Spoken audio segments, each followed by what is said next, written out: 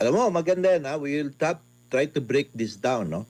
Now, I never thought that at first, nung nagsali-sali ako ganitong mag-analyze, no, ng politics, is that I never thought na sinasabi nila yung mainstream media, they will control the narrative. Until I experienced and saw it by myself, talaga, even the captioning sa mga pinipresent nila, galing talaga mag-caption na Galing. talagang really not in favor of Inday. Ito, prangka istorya ito. Klaro man yan. Akin man yung opinion. Di ba? Yan sinasabi ko sa inyo, kaya kailangan i-share nyo ho itong mga ganitong klaseng video pagpapaliwanag na itong si Attorney Raymond Batu para malaman ng sambayan ng Pilipino kung paano linuloko ng mga mainstream media ang naratibo dito sa impeachment trial na itong si VP Sara Duterte. Palakpakan ho muna natin itong si Auntie Claire. Dahil hindi ho natin ma-achieve yung mga ganyang klaseng numero kung hindi ho niya ginalingaan ang kanyang trabaho dyan sa PCO.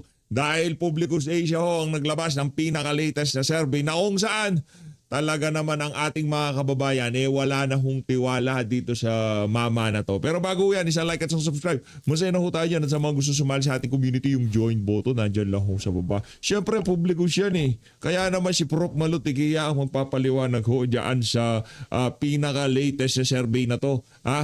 Pahayag 2026 second quarter. Palakpakan ho muna natin ang Publicus Asia. Bago natin umpisahan ang ating talakayan dyan sa survey na yan, na kung saan muli na naman hong namayagpag itong si Vice President Sara Duterte. Gusto ko lang hong pasadahan itong video na to na kung saan ang bahaho dyan sa Metro Manila medyo lumalala, no? Ayan ho sa bahagi ng Espanya. Ito siya. Ayan ho mga kababayan. Inyong makikita dito sa video na to ang lagay ng mga ibang mga kalsada ngayon dyan sa Metro Manila. Sana ang ating dalangin dito kasabay ho ng impeachment trial mapag-usapan din ho itong flood control na to.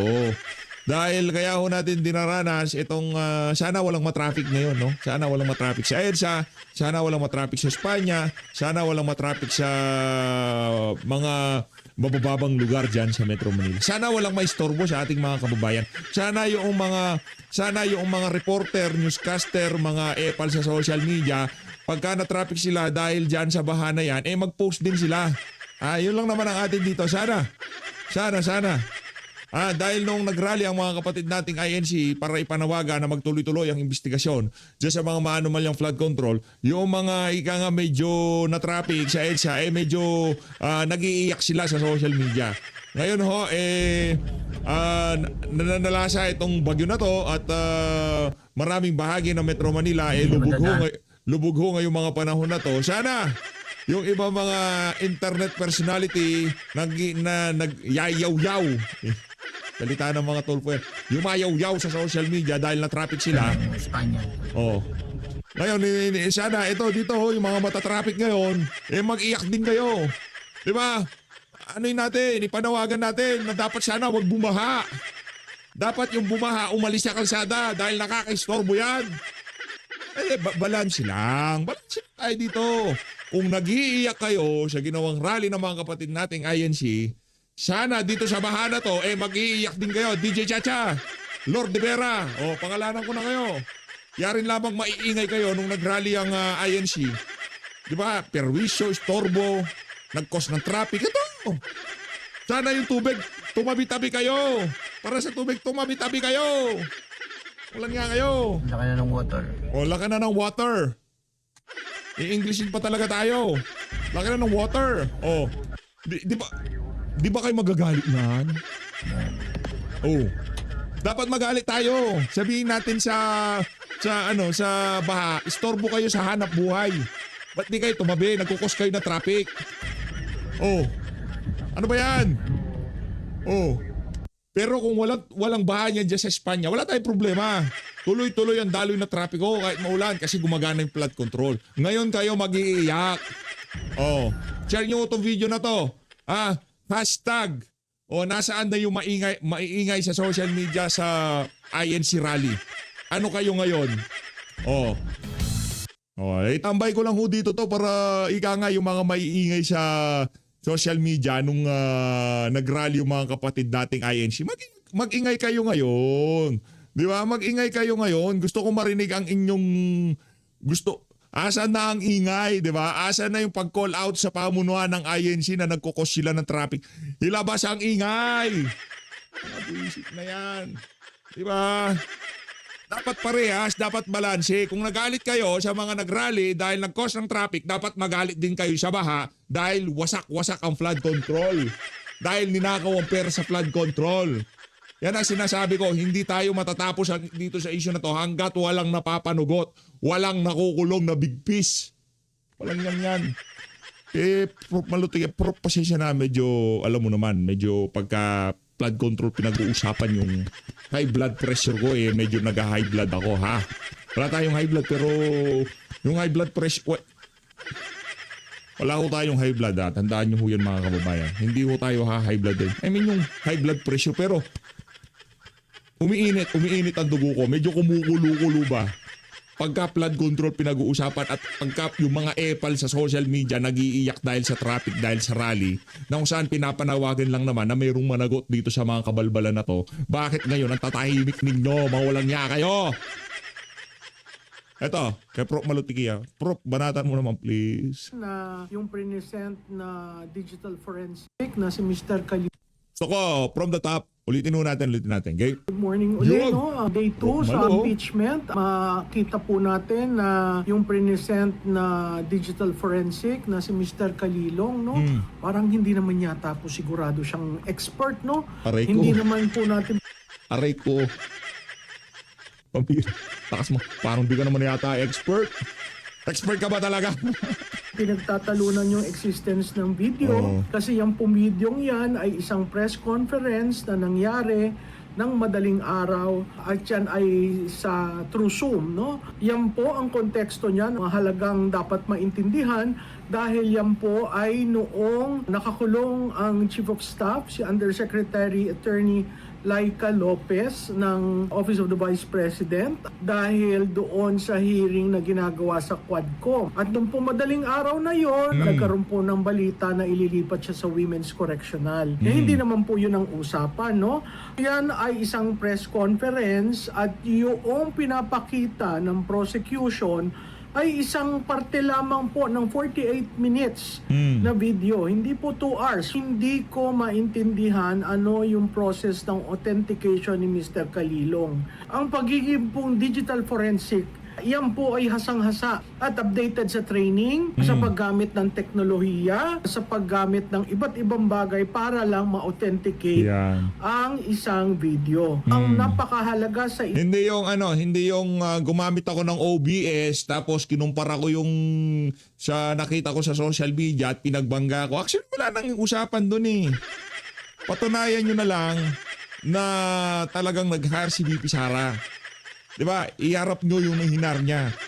isang digital forensic review or audit ay ang pagkakaroon ng transcript. Kasi po yung transcript ay ang batayan ng kung anong sinabi. Kahapon wala namang present na transcript si Mr. Kalilong. Sana wag naman niyang lokohin ang Senado at ang mga senador dahil sa pagsasalita lamang po at sa confidence. Ang parati namang sinasabi lang kinopya niya, iligay niya sa kanyang laptop, gumawa siya ng authentication, parang affidavit of authentication at yun na. Hindi po yun ang paraan ng nagamit sa digital forensic. Pero ang digital forensic po may limit yan. So i-establish muna, nagkaroon ba talaga Yun. ng video?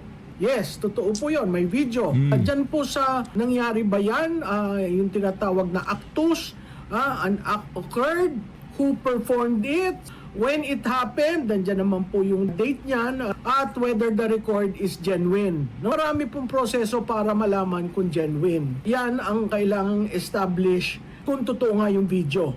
Hindi lamang po dyan, kailangan rin ma-establish kung may mens rea. Ang mens rea po ay ang intent. Ano po ba ang intent ni BP? Kaya nga po paulit-ulit kong sinasabi, it is a press conference na nangyari ng madaling araw, mga pasado 12 midnight yan kung saan humingi ng tulong si Attorney Lopez na Chief of Staff at Undersecretary sa Office of the Vice President dahil nga ililipat siya. Para namang kriminal si Attorney Lopez na lilipat na madaling araw. sa Women's Correctional. Wala pa naman ho siya nare-receive na order. At yung pong press conference na yon, may nagtanong kay Vice President. At ang itinanong, paano ang security mo? Kailangan natin ma-establish ano yung intent, ano yung psychological state ni VP Sara, Yan. ano ang motive niya sa Oo. pagsalita nun, at saka ano yung social or relational content that gives the act, yung pagsasalita niya, meaning na grave threat yun, no? Parati po natin sinasabi, conditional threat yun kasi ginamin niya, if something happens to me, then. So sa mens rea o sa intent, kailangan may magte-testify, i-corroborate, kailangan may psychological evaluation, kailangan may expert interpretation, Yan. kailangan may corroborating witness, Oh. at kailangan may contextual evidence. Naku, parang hindi, wala ata akong nakita dyan sa mga yan na Prof. Malu. Ha? Parang wala ata akong nakita na ganyan.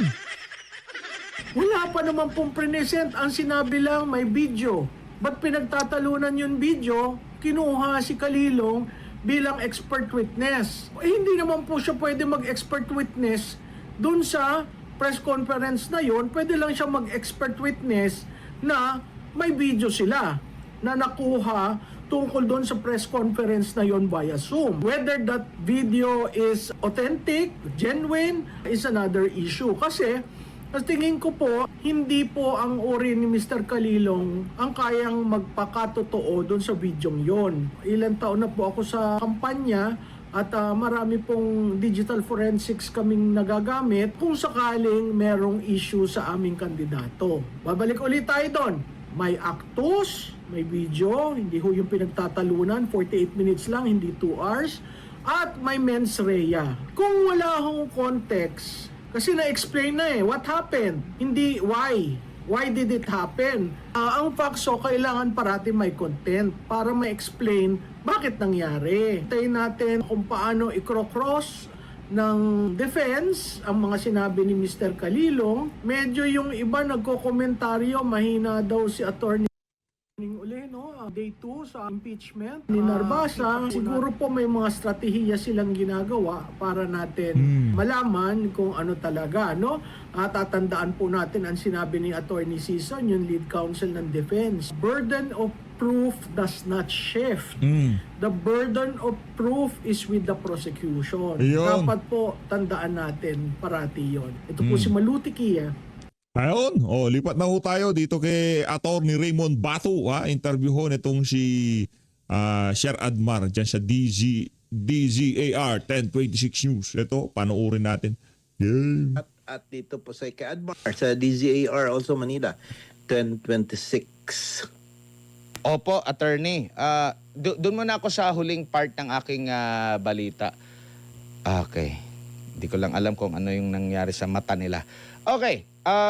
Attorney, doon po sa cabinet secretary na position na tinanggal po nila via executive order tapos nagkaroon ulit ng executive... kailangan ba ng executive order ulit? Kasi wala nang executive, tinanggal na yung cabinet secretary based on my knowledge, di ba? Parang tinanggal na yan siya. So, the question is that how come pwede siya i-appoint as CABSEC? So siguro gawa na naman siya ng executive order, buksan na naman niya yung position na yan. No? Otherwise, maging cabinet secretariat lang yan siya dyan.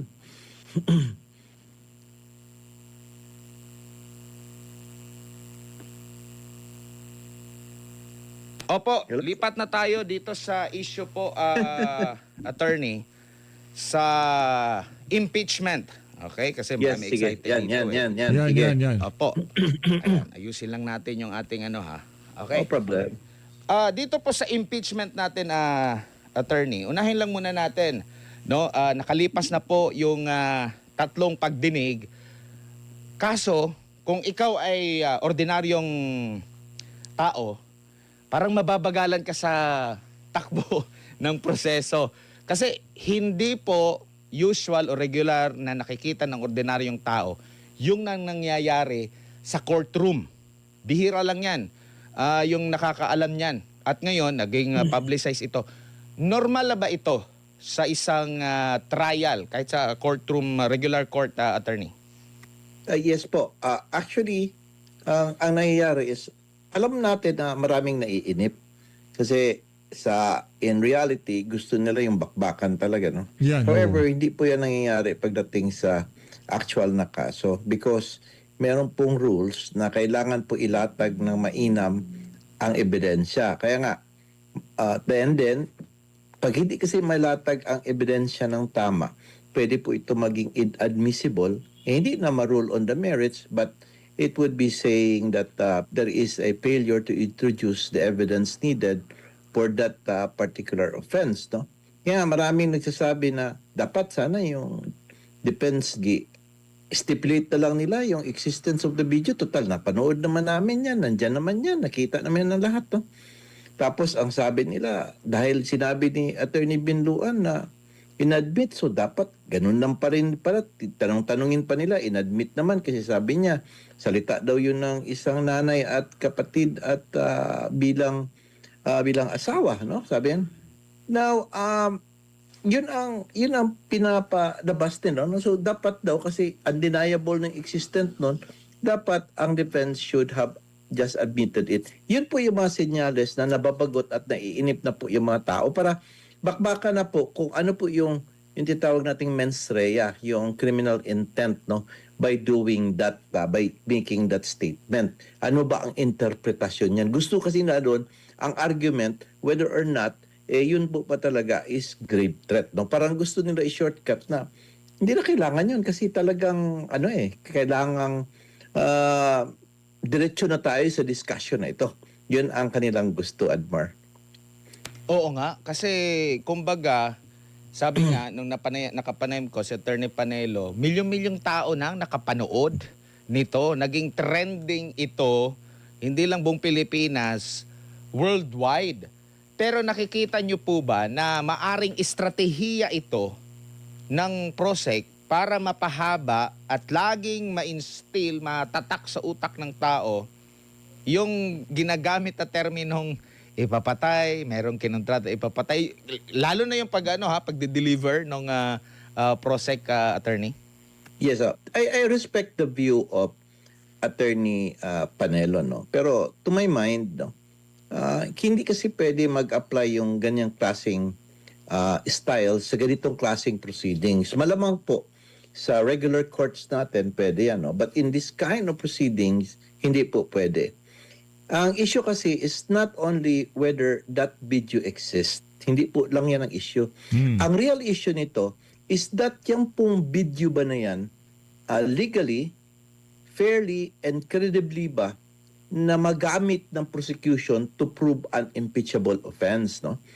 Kasi ang impeachment proceeding po is sui generis. Alam po natin yan, no? It's not an ordinary criminal, civil, administrative case. No? It is both legal and political in nature. O klaro po yan, ha? So, there is that impeachment court kasi at meron din po tayong tinatawag na court of public opinion. Nawala po yan sa regular courts. Sa regular courts, bawal mag-video-video doon, no? Isa lang ang boss doon, kundi ang regular court. Dito po, aside from the fact na may impeachment court, meron pong mga taong nanonood na interesado. So we have this court of public opinion, Admar, no? So, kaya ang prosecution, dapat gawin nila, they have to do more than simply saying that the video exists, no? Kailangan ipatunayan nila na ang evidence was legally obtained, okay? Properly authenticated, fairly presented, wala pong butas, no? And not gathered or used for purely political purpose. Yan po pinaka-importante, ha, na dapat ipakita nila na hindi po yan siya kinuha or ginather para gamiting pampolitikal, no? Because if the defense here, yung panel nila season, will be able to show that the evidence was procured, selected, or presented as part of a political operation against this Inday Sara, who is a political enemy, then the foundation of the prosecution's narrative becomes seriously weakened. Kasi ganito yan eh. Pinipresent lang nila yung splice nung 2-minute video. Now, we have to know the whole context. At saka lahat po ng surrounding circumstances, not only that video, but what happened during that day, the day before and everything. Sa kailangan ma-establish po yung synchronized and consistent na pag-persecute o pag-o-oppress kang Inday Sara. That's the reason why she had said that, no? Yun po ang narrative ng defense at kailangan nilang ma-prove yan. Ang prosecution naman hindi. Legal itong ginawa namin. Para lang talaga dahil sinabi niyan, tatanggalin namin siya. They have to stick with the law.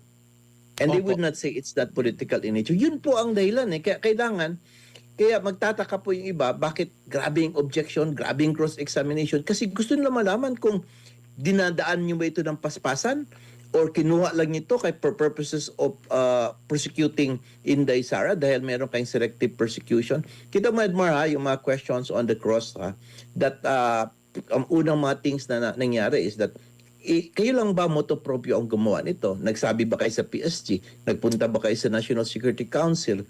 Nagpunta ba kayo doon sa CIDG, sa AFP, intelligence? Kasi sabi nyo, it is a matter of national security or threat to the life of the president.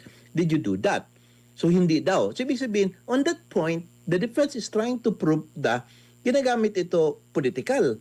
Sila naman, they should have, a prosecution should have presented na hindi na kailangan ang pag-present yung sa PSG and everything. So ganun na, no? Second, sabi na naman ng defense is that, sige, itong, bakit ang inimbestigahan ninyo, ito lang pag yung threat against the president, pero hindi nyo inimbestigahan yung sinabi ni Inday Sara na ang security ko, may security ako at pagpapatayin ako, yung statement na yun, bakit hindi ka rin gumawa ng grabbing investigation with respect kay Inday Sara because he is also the second Kaya highest person in the elected bihira official in naman, the no? land.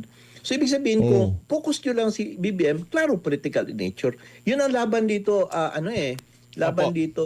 O kaya kailangan talagang ma-present yung witnesses niyon para ma-cross-examine ng defense. Opo. At ang isa din sa mga wina-wonder ng ating mga kababayan, saglit lang, ang mga senator judges ay mas Yan. marami ang hindi abogado. Ma-appreciate ba nila itong mga ganitong mga klase ng nakikita lang natin sa korte, normal? Paano? Di ko nga alam kung lahat pa kagaya. Kasi ang common na talagang laging nagtatanong, nakikita mo talagang ginagawa nila yung kanilang assignment. Yung mga kalimitan mga abogado at saka yung mga halimbawa Senators Cayetano, ng dalawang Senator Cayetano, Abogado, nandun din eh. yung iba. Pero karamihan doon, hindi po mga abogado. Paano nila ma-appreciate kung tama sabi nga ng nabasa ko na netizen, at the end of the day, pwede namang hindi lang kasi yes or no lang naman yung boboto yan kung pabor ba ako o hindi na-impeach si BP Sara, attorney. Kaya alam mo, meron yan sila mga lawyers to analyze for them, no? But kung makita mo, Admar, no? Gusto ko kasi sa ating mga nanonood dito, na laliman nila ang pag-intindi sa nangyayari ba. And they will not just stick to the four corners of that law na sinasabing may grave threats. Ang purpose talaga, bakit ini-enforce yun? At ang political nature of everything. Dapat ganun po tayo mag-isip. Now, tingnan po ninyo, na-reinforce po yung aking opinion or pananaw na political talaga ito. Bakit? If you'll notice the senator judges, both camps, both camps, minority and majority, talagang nire-repair nila kung saan sila nakalin. 'Di ba? Kita mo yung mga katanungan nila, si Risa Intuberos is trying to fix what has been destroyed in order that maremedyohan. The problem is that mali lang pagkatanong kaya mas nag-bolster tuloy yung defense, no? Now, if you will see si Tito Soto, talagang nire-repair nila yung credentials, tiyatanong, di ba, meron ka rin sa abroad and everything na nag-training ka, pinifill up nila. Now, and Senator Adon Petercano is also doing the same, honestly, in favor din sa, because nag-start a prosecution, they might as well start also with this kind of protection on kung saan tayong leaning. So in that particular sense pa lang makita mo, mayroon ng bias. They cannot appear to be a cold, a neutral judge, no? kahit na ano pong pilitin ni Senator Escudero by saying hindi, dapat we should appear impartial and everything, they cannot do that because it is his political nature. Meron niyang party affiliation. Yun. Alam natin na yung iba is aliado po ni BBM, Yun. kalaban Inday. And then si Inday, meron din siyang mga kaalyado dyan. Whether we like it or not, kailangan po yan siya. Ang akin lang, nakita doon, isang senator judge lang ang medyo sharp at saka appears to be impartial, hindi bias, magtanong, yung kay Robin Padilla. Yung kay Sen. Robin. Nagulat ako sa Palakpakan natin si Sen. Robin. Walang ka bias-bias magtanong. lahat sa kanila na nag-graduate sa University of Prison, yun pa ang mas magaling magtanong. At ang katanungan po niya, directed to the witness, never directed to the lawyers. Kasi ang clarificatory questions po ng mga senator judges or mga judges for that matter should be directed to the witness, not directed to the lawyers. Huwag mong tanungin because that is their theory. Hindi yan sila ang nagtatestify. No matter how long their statements there, that will not supposedly be used as a basis to arrive at a decision. Dapat a basis ng evidence na piniresenta. Ganyan yan siya, Mar, no? Ang style ng impeachment dahil nga sui generis ito siya. Walang limitasyon sa kung ano yung itatanong maliban na lang doon sa pinuna na parang pang last part na dapat, attorney. Alam mo, Mar, ang problema niyan man, alam mo, the problem is that, can the lawyers object to the senator judge? Of course, they would not do that kasi magagalit ang judges sila. They do not want to get the ire of the judges. But ang kapwa naman na, let's say, a presiding officer, kahit na presiding officer siya, just remember, ano lang yan, kung equal lang niya senator siyan. Tapos yung nagtatanong pa is kapag majority. So, ibig sabihin, while nakakapagsabi siya to remind and everything, hindi na control eh. Who will control? Who will stop them from doing that?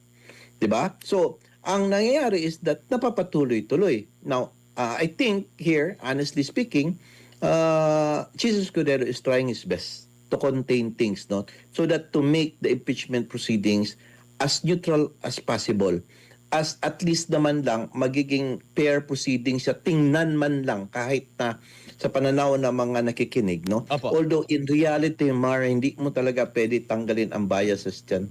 Kasi political nga in nature eh. Opo. Doon sa pagpe-preside ni Senator Chis Escudero, mapapansin ba na alam naman natin kung ano yung nangyari sa kanya, di ba? Galing sa Yes. isang majority, lumipat matapos ngang umugong yung mga kaso-kaso. Yan. Mapapansin ba doon sa kanyang pagpe-preside na yun nga, yung parang leaning, meron bang bias doon sa kanyang pagpe-preside po? Yes po. Actually, sa simula pa lang, meron na siyang leaning. But I will tell you this, no? This is just my opinion. At inobserbahan ko pa, bigla siya naging Trojan horse eh. Nagulat ang lahat nung dineclare niya na 16 ang 2/3 of 24. Even Nako. yung mga kaalyado niya. They did not expect that. That he will said that the decision and the determination by this impeachment court should be 16 or 2/3 of 24. Now, kanino po nakalit yan? Kung tingnan natin, nakalin yan doon sa defense. And that is the most important threshold. That is the most important thing in these proceedings para ma-discuss lahat kung ano ba talaga. Kasi yun ang habulin. Mahirap hanapin ng 16 eh.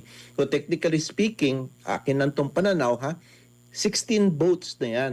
How could they get 16 votes? Technically speaking, pwede hindi na lang tayo mag-present ng evidence, pwede na tayo magbotohan ngayon. Diba? Because as I said, it is political and it's all party affiliations. But it cannot be done, Admar. Kasi kailangan talaga na ang prosecution, ipakita nyo talaga. Kasi meron pa tayo isang court yung court of public opinion. And they have to present to the public that ito yung ebidensya namin. Kasi nagyabang kami doon sa likod ng microphone noon, sa Committee on Justice of Hearing, we have to prove na talagang may kasalanan nito si Inday Sara. Now, ang defense naman would say, oh, I have to say that my client or ako as a respondent is wala talaga ako, inosente ako. Kasi meron pang tumitikin ng tao, hindi naman pwedeng papayag ang mga tao na i-stop na lang yan ang impeachment court, magbotohan na tayo. Kasi gusto rin natin malaman ang katotohanan ng lahat. Kasi dyan malalaman, Mar, kung ang pag politically motivated ito, talagang masisira talaga ang prosecution, pati ang mga kaalyado nila na talagang political persecution, it will really destroy them. Yan ang aim din ng defense, no?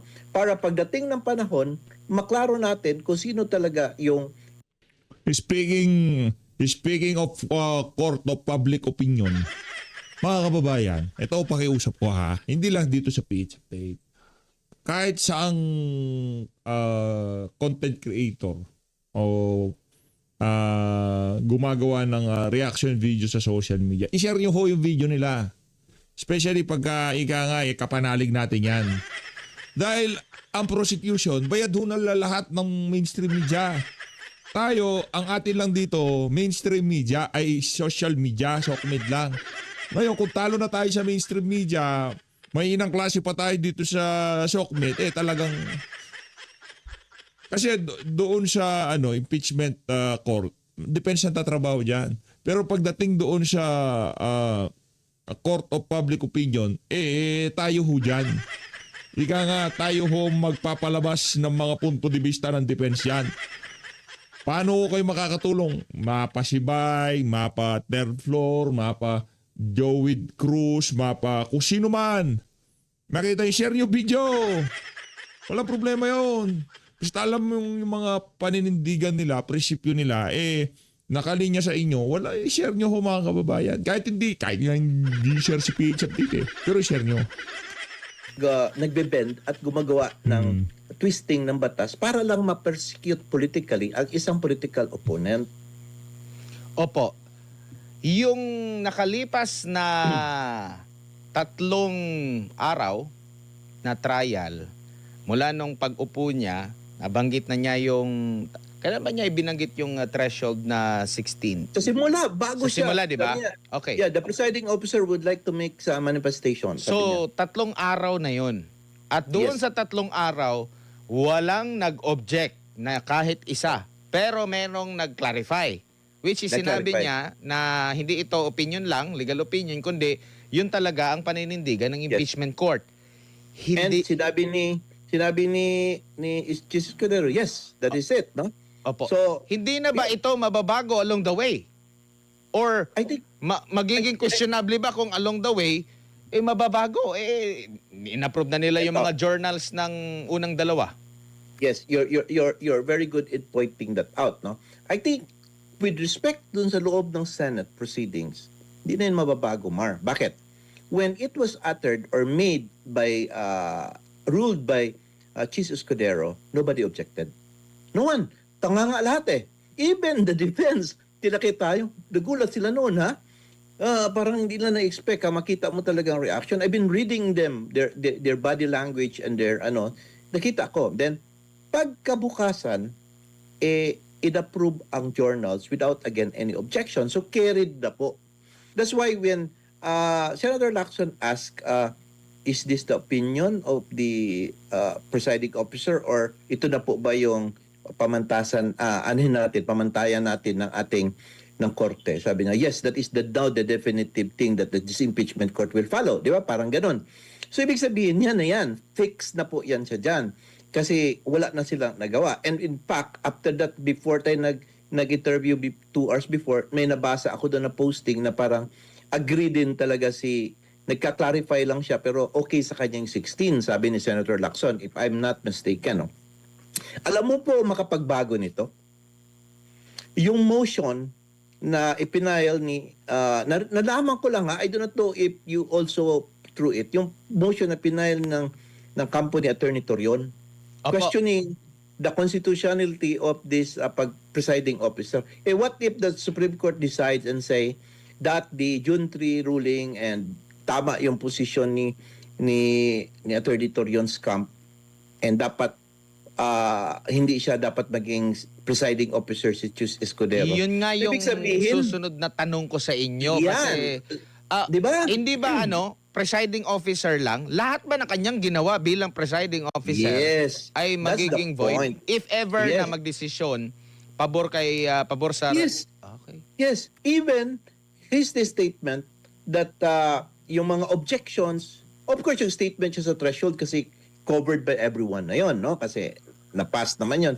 Ang problema doon, yung mga objections, yung mga denial or yung overrule ang mga rulings and everything, o sino ano ginawa niya, pwede yun siyang ma-nullify. And it is possible na baka magkaroon ng mistrial.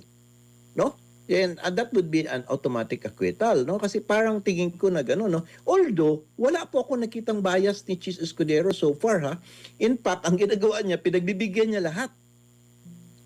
Except for the threshold of 16, pinagbibigyan niya lahat. Ay, pinapasalita niya ng todo, binibigyan na, sige, mag-manifest ka dyan.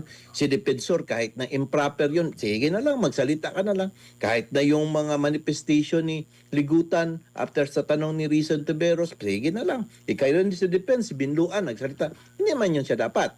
But binabiyaan na lang niya dahil he wanted to be as fair as possible. In fact, napansin mo, pag magbabangayan yung dalawang lawyer, sandali, I will be the one to ask question.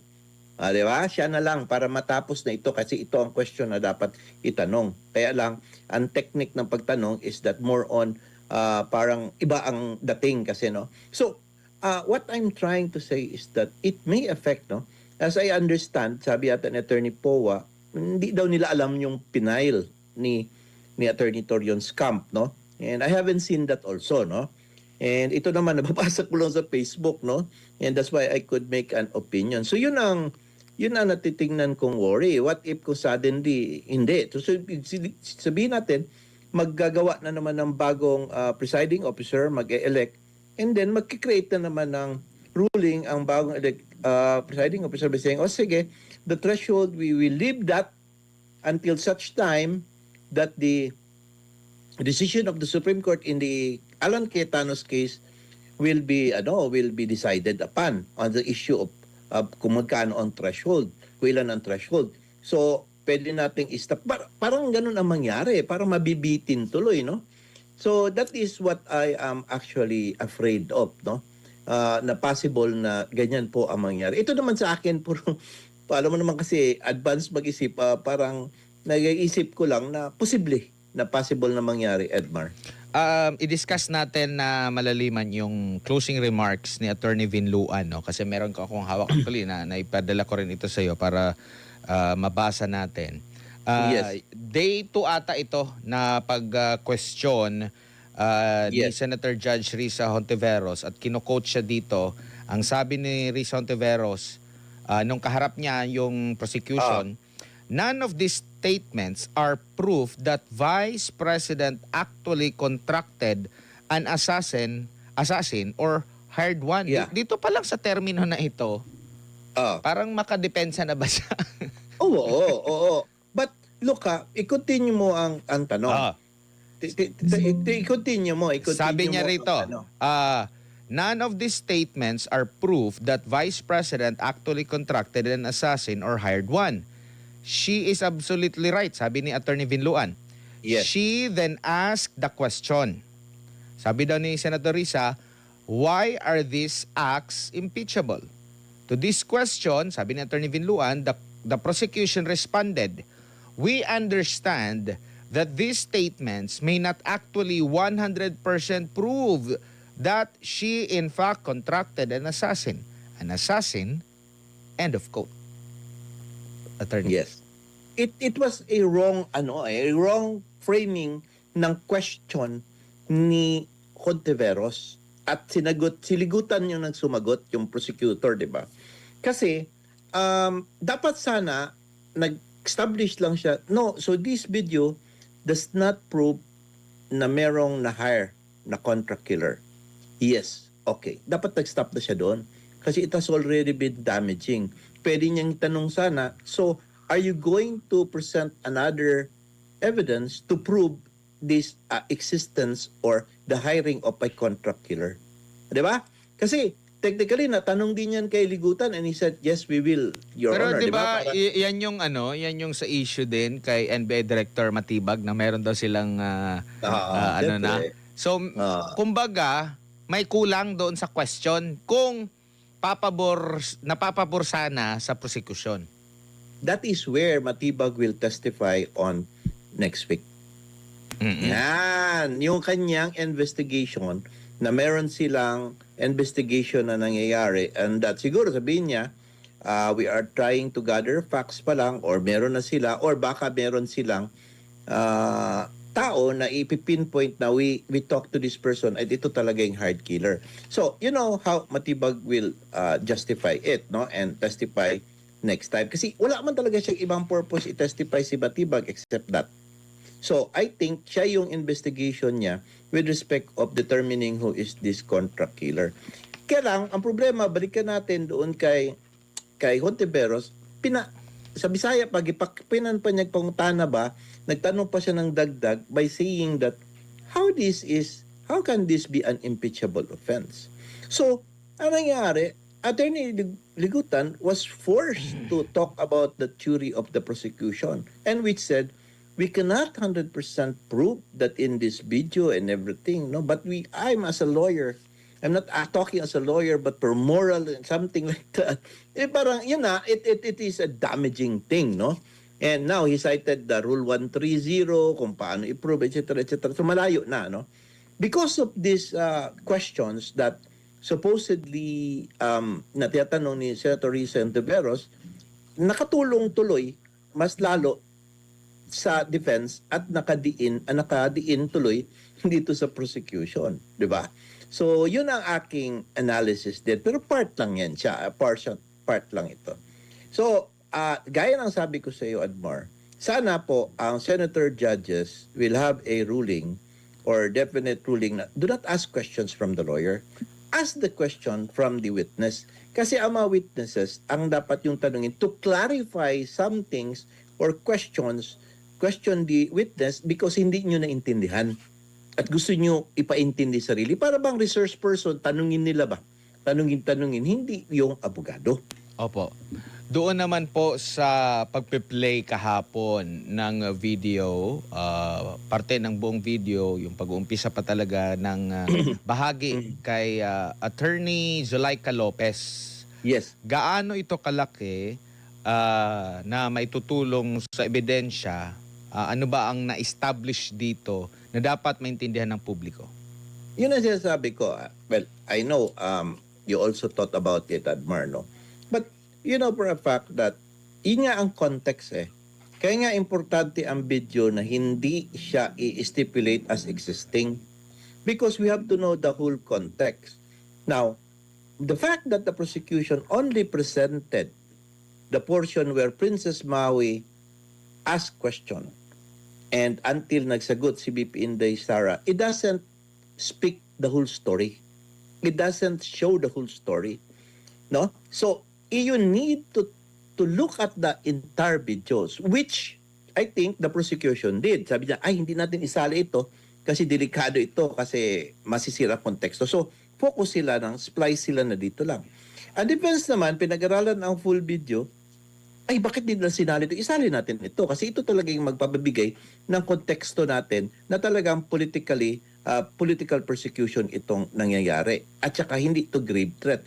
Talagang ang galit ni Inday because of this. Dahil talagang meron talagang consistent or persistent persecution sa kanya. So sabi natin nga, political nga eh. Kailangan taguin ng prosecution yung evidence na yun and present only hanggang dito. Ang defense naman is to destroy that and to show that this is really politically motivated. So, yan ang purpose talaga ng gawin. Kasi take note po sa Rule 132 natin sa Rules on Evidence, if the one party presents only a portion of that video, the other party may use all other portions connected therewith to prove a different fact or to bolster or to add or to see the whole context kung ano talaga ang nangyari. So parang ganun po ang technique, no?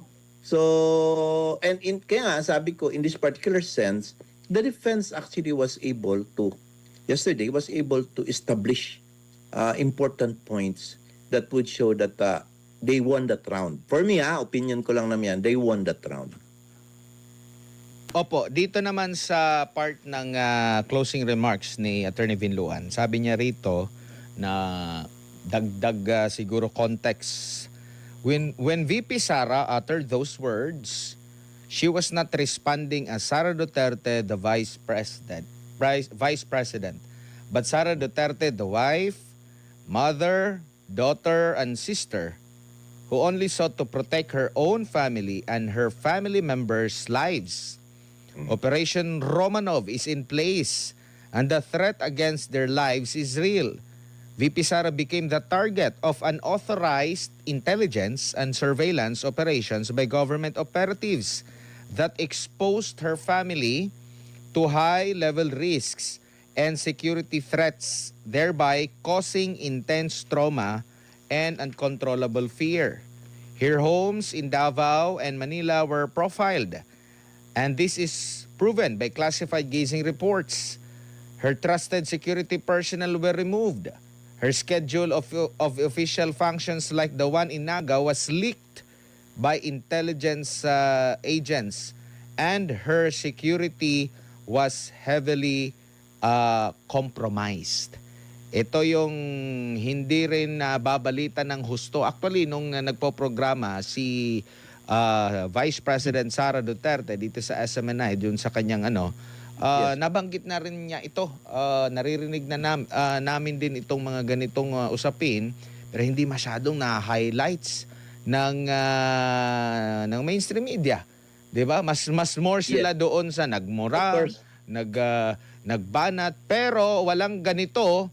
And doon din sa testimonya ng witness, parang mas mabigat yung investigasyon pabor doon sa mga offended party, pero ang ending, hindi yung offended party yung nag-complain, attorney. Alam mo, maganda yan, ha? We will try to break this down, no? Now, I never thought that at first, nung nagsali-sali ako ganitong mag-analyze, no, ng politics, is that I never thought na sinasabi nila yung mainstream media, they will control the narrative. Until I experienced and saw it by myself, talaga, even the captioning sa mga pinipresent nila, galing talaga mag-caption na talagang really not in favor of Inday. Ito, prangka istorya ito. Klaro man yan. Akin man niya opinion. Di ba? Yan sinasabi ko sa inyo, kaya kailangan i-share nyo itong mga ganitong klaseng video pagpapaliwanag na itong si Attorney Raymond Batu, para malaman ng sambayan ng Pilipino kung paano linuloko ng mga mainstream media ang naratibo dito sa impeachment trial nitong si VP Sara Duterte. Opinion, bro, no? Share. So, as I see it, mabuti na lang, merong social media, meron na ito mga vloggers and everything, and I believe nga, ang SMN9 na lang ang natitira na nagbibigay talaga ng patas na review, no? And everything. No? So, having said that, yung statement noon ni Binluan, we will go muna sa technicality kasi meron sinasabi nila doon na by doing that, Binluan daw and the defense admitted the existence of the video. And therefore, bakit pa kasing i-present pa yan? Diretso na lang tayo sa gera. Diretso na tayo sa bakbakan. Bakit pa yung object pa sa technicality na yan? Okay. So, because of that Binluan's theory, inaamin na ba nila na existence talaga na truthful yung video? Hindi, not actually automatically, Admar. Kasi kami mga lawyers kasi, may argue kasi yung tinatawag naming assuming arguendo. Assuming. Okay. But, ito yun, no? Even assuming the video exists, the prosecution still has to prove authenticity nga, admissibility and everything, no? But, yung sinabi niya, assuming authentic yan siya, alam nyo, nasabi ito ni Inday. Because ina siya, natakot siya, and everything. Tapos pinaganda pa ta rin talaga ng prosecution yung framing na merong gicasing na siya, mga intelligence report, pinalitan yung mga security personnel niya. Now we could see, yun ang heart ng kanilang defense. So ibig sabihin, yun po ang theory of the defense. And that is where the evidence of the defense will come in, yung mga testimonial evidence, yun ang ipoprove nila in court. Kaya nga, sabi ko, hindi nga maganda yung mag-create ng ganyang manifestations na hindi pa tapos ang kaso. Kasi instead that you keep it for yourself, yung mga theories mo, lumalabas ng maaga. Like sa prosecution, lumabas ng maaga, sa defense, maaga ring lumabas. Diba? So, nagkakabasahan. So, ang gagawin ngayon ng prosecution, yan pala ang defense mo. So yan ang tutumbahin natin ngayon. Ang defense naman, yan pala ang manifestation na sinabi ni Digutan. So dito rin kita i-attack. Hindi dapat ganun kasi it should have been kept, no? Basta pag jury po, itaguin po yan siya. Pero lumabas na eh. So, that's how it is now, Admar. Opo, at doon naman muna tayo sa naging issue din na kung may ganito, needed ba ang sa impeachment or sa RTC o MTC o sa regular court isampa yung kaso? Yung ibig sabihin na ganun. I think the main reason why the defense was asking that is that ganito kasi yan, Mark, kung natatakot ka, tapos meron ka naman capacity na magsumbong or magreklamo, dapat gawin mo, di ba? Iba yung natatakot, Mar, na magtatahimik na lang dahil baka may masamang mangyari sa kanya. Sa kanya, he's the President of the Philippines. If he is really bent in showing na he is meron talagang threat at legit at natatakot siya, then he has to make a report, appear in the investigation, pablatter niyan, punta siya, magsali siya, mag-cooperate siya sa investigation ng NBI, inform PSG, tawag yung mga ISAP, tapos yung Security Council niya, mag-conduct ng task force investigation on this. Not only to himself, but also to Inday Sara, no? To show talaga, no? Then, after that, he files a complaint. He makes an affidavit for that matter. Kasi, by not doing so, it would only mean that he is not threatened at all, or the worst is that there is really no threat. At alam nila, it was spoken by BP Inday Sara out of frustration and anger dahil nga nagpatong-patong na yung inis niya sa ulo niya. And the last straw was that of Zuleika Lopez at that time. So, yun ang, alam nila yun because that is how they read it. That's how we read it. That's how you see it. Everybody knows that. Kaya lang, pinupush talaga na gagamiting narrative para pagtanggal sa kanya. So what does it implies? Political persecution. It is politically motivated. On that point pa lang, panalo na ang defense. And I think in this particular article, I would say that BP Inday Sara should be acquitted. Opo, natawag din nga ako nung nabasa ko yung post ng abogado rin at stand-up comedian na si Edward Chico. Ang sabi niya rito na, sabi ni Sara, pag napatay siya, papatay niya si BBM et al. Naisip ko lang naman, ba't sila natakot? Ipapatay ba nila si Sara? Kasi kung hindi naman, di ibig sabihin safe sila. Kasi nga, conditional threat yung ano. Safe ka, di ba? Parang ano ba, yung, alam mo, Attorney Chico, I'm following him kasi, ano siya, magaling din siya magsalita. But, yun ang mga logic dyan eh.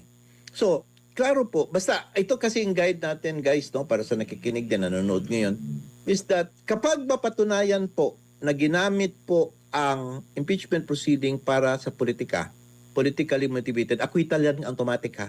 Kasi yan po ang rule. Hindi po pwede gamitin ito pang tanggal because of politics, political opponent. Tatandaan po ninyo yan, ma-prove lang yan ng konti ng defense na merong political color ang ginawa. Then that's it, acquitted na yan. Opo. Dito naman tayo sa pwede ba na hindi yung offended party kasi halimbawa si speaker naghain din naman siya ng complaint, 'di ba?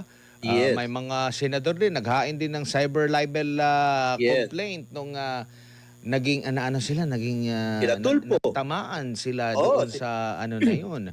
So ibig sabihin, walang makapipigil sa kanila. Pero parang less ata yung effort din ng NBI kasi hinugot lang mula doon sa speech or sa video. Sa speech yata yung kay speaker, video comment yung kay BBM. May tuturing na ba yun, affidavit? Hindi. Alam mo, maganda yung way you think, Admira. That's what I like in you. And kung nag-file sila ng mga affidavit complaints sa cyber libels, and these are the things, it only means that is so much important to protect your credibility, integrity as a person, correct? Now, if you are really threatened and you have the capacity to do that, in order to protect yourself, your security, your life, limb, even property, you file a complaint. You did not do that in this particular case. In fact, ang kinuha nila yung snippets no, from the video presentation, speeches and everything, which doesn't say anything except political masyado ang purpose to say to the world na sila tinatakot ng mga ganito. That is not the forum to air your grievance against BP Inday Sara nila, BBM at ni Martin Romualdez. The proper forum is to file a case in court, but they did not do it. Why? Because they know there is no actual threat and it was spoken out of frustration and anger by BP Inday Sara. Opo, dito lang tayo sa ano na lang, komento siguro mo, attorney, kasi binira po ni Congressman Polong yung pahayag ni House Prosecution Spokesperson Rene Co. 'Di ba, nagbanggit si Vice President Sara Duterte patungkol doon sa bloodbath, no? Kung saan hindi siya magpapatinag, duguan man siya pero hindi siya magpapatinag kasi bumanat kasi ito. Basahin ko lang yung comment ni Congressman Polong. Sabi niya rito, Rineco says the public is not interested in Vice President Sara Duterte's statement but only in the evidence. So, sino bang maglalatag ng ebidensya? Ang PROSEC ba o ang depensa? With all due respect, she should stop pretending she speaks for the Filipino people. Hindi siya ang survey firm at lalong hindi siya ang boses ng buong sambayanan. Before lecturing others about governance and accountability, perhaps she should first explain what qualifies her to speak with such certainty on matters of executive leadership. Governing a country is far different from delivering speeches or political sound bites. Instead of dismissing the Vice President's statements, she should respect the Senate impeachment process and allow the evidence to be presented, examined, and weighed by the proper constitutional forum, not prejudged through press conferences. Public office demands humility. No one, especially a first-term legislator, should assume they alone define what Filipino people care about. Let the evidence speak. Let the process run its course. Let the people decide. Sinong kabataan ba nire-represent nyo? Kung na-recruit nyo na gumamit ng armas at ng ambush ng military, ang recruitment ng mga bata, booming ba? Kaya kayo galit kay Inday? Di ba dahil nahinto? Nakinabang ka kay Zaldico, di ba? Kapilido mo pa. Pauwiin mo naman siya. Huwag mo problemahin ang di mo level girl. Pagpuyo, day, kaon sa daghan bugas. Ito talaga si Kong Paulo Duterte talagang pinatulan ho niya itong si Rineco. As always, maraming salamat po sa pagsuporta sa PH Update. Mag-ingat po kayong lahat, mahal lahat ng Pilipinas. Kung gusto nyo papanood ang kabuuan ng interview na yan, itong si Sir Admar dito kay Attorney Raymond Bato, punta lang ko kayo dyan sa DZAR 1026 News. As always, mag-ingat po kayong lahat, mahal lahat ng Pilipinas.